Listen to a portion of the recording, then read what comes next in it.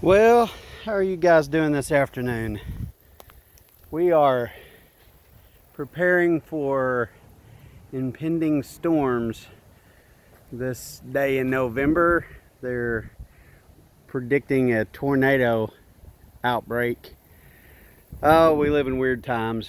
But hey, it's not the first time we've had weird weather in November. That's not it. It's just the tornado outbreak in November is kind of weird.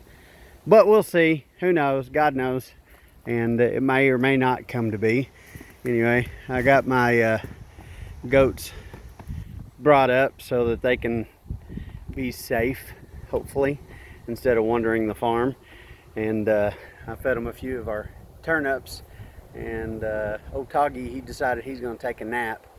Yeah, I had to put me a cattle panel up. You can see it there because they nipped off some of my broccoli. They decided that it was going to waste growing over here and not being eaten. So anyway, looks like we're still going to get a little bit off of it, but the green beans look pretty rough. I thought I'd give you guys a quick update on my raised bed stuff. We have had a hard freeze. It got down to 24. I covered everything up with a construction blanket to prevent it from freezing. And you know, it kind of worked. You can see my zucchini here looks pretty rough. And I have actually harvested a zucchini off of it since that freeze. But it is continuing. Of course, the garlic didn't care. It's just flourishing. And hey, the squash looks horrible, but it's still producing. It's got a little squash here, there, and everywhere all over it. You can see those things. There's 2 squash plants there. Of course, our Brussels sprouts, they didn't care about the freeze. They're doing good. They're coming right along. We're going to be eating some Brussels sprouts before long. And our collard greens are getting pretty close to being ready to gather some and bring it in. We've got some kale growing like weeds over here. That's really exciting. I went ahead and threw some Egyptian walking onions in the back here, and they're doing well. I've got some carrots and some lettuce planted up in front of it here, and man, they just haven't done anything. But my kohlrabi's starting to come up, and I'm excited about that because it's a cold weather, as long as it can survive a few cold snaps. And I'll cover it up just to make sure it doesn't take the brunt of it. Cilantro's still doing fantastic. The radishes, oh, how about that? Those are some big old radishes, huh? So I've just been harvesting a little bit here and there. I've had a few of them on salads and with fish tacos and all kinds of stuff. But I've also fed some of them to the pigs, and as you saw, some of them to the goats. But they've done phenomenally well. I thought I would show you guys some sweet potato harvesting. I'm going to try to do this with one hand. It's why we love this wood chip gardening. You know, it's got its downsides, but it also has incredible upsides as well. So we planted these sweet potatoes, and as you know, if you're from this area or aware, Oklahoma had a horrible drought this year. And so, you know, we've got some irrigation lines in here, as you can see, little drip lines. And we did run those to try and keep this thing from completely dying. But I think we wound up with maybe 4 to 6 plants. And we've harvested some of the sweet potatoes already. And you can see this is some of the sweet potatoes that I've harvested today. But I wanted to show you what these sweet potato plants look like in the ground.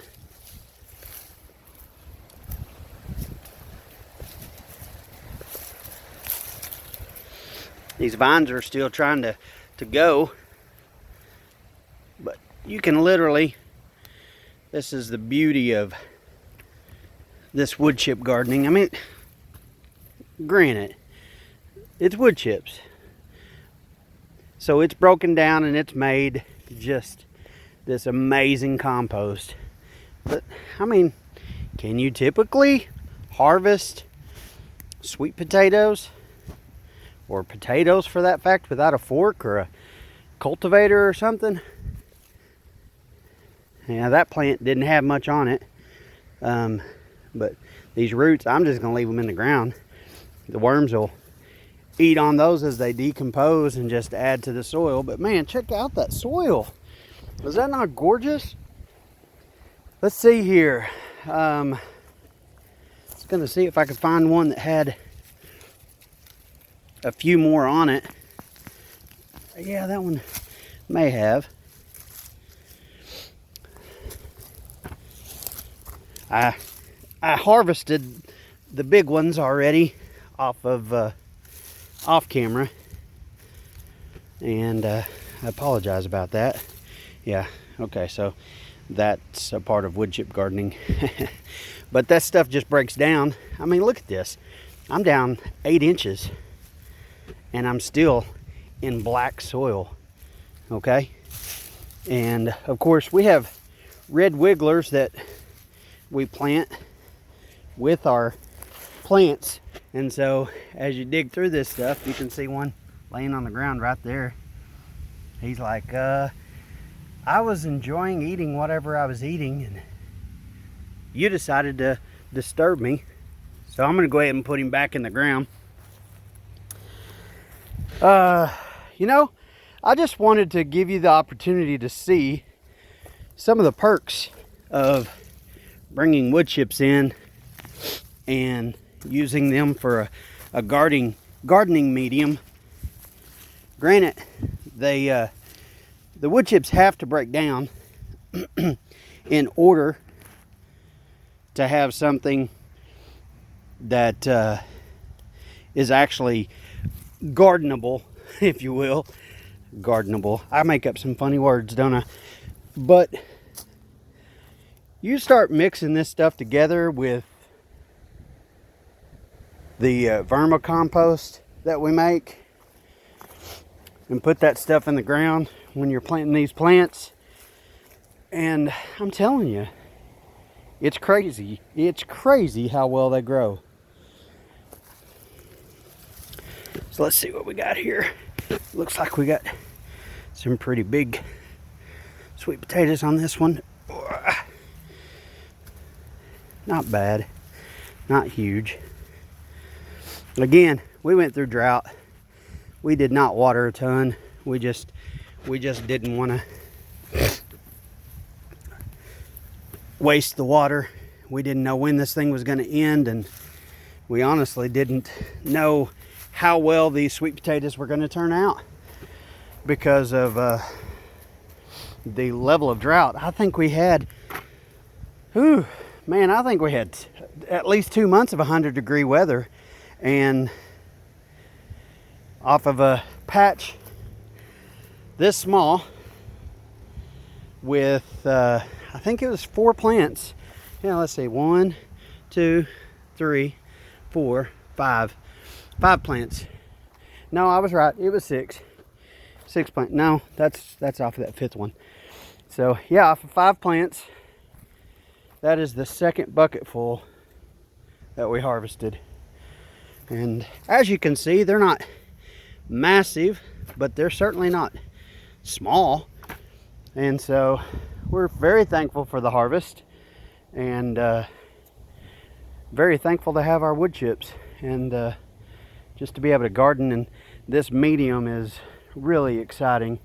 The worms love it, the plants love it, and it doesn't require anywhere near as much water typically because it's gonna hold moisture better. And then of course, as you can tell, the compaction is incredible. There just hardly is any compaction. You don't have to have a cultivator to get it out. You use your hands.